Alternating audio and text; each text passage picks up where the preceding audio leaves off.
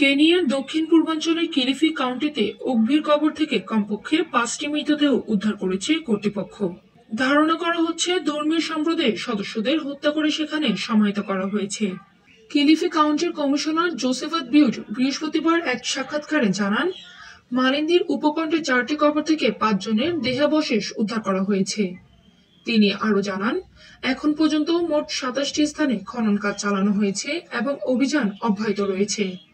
এই এলাকাতে 2 বছর আগে একটি ধর্মীয় সম্প্রদায়ের শত শত সদস্যদের মৃতদেহ পাওয়া গিয়েছিল।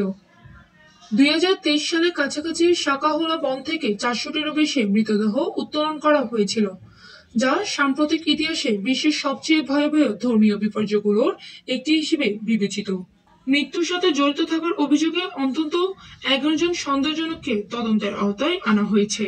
কবরস্থানের আশেপাশে বসবাসকারী কয়েকজন বাসিন্দা শিশুদের অবস্থান সম্পর্কে জবাব দিতে ব্যর্থ হওয়ায় দুর্নীতির সন্দেহ সৃষ্টি হয় এবং তদন্ত শুরু হয়। আন্তর্জাতিক ডেস্ক, PIB 71 টিভি।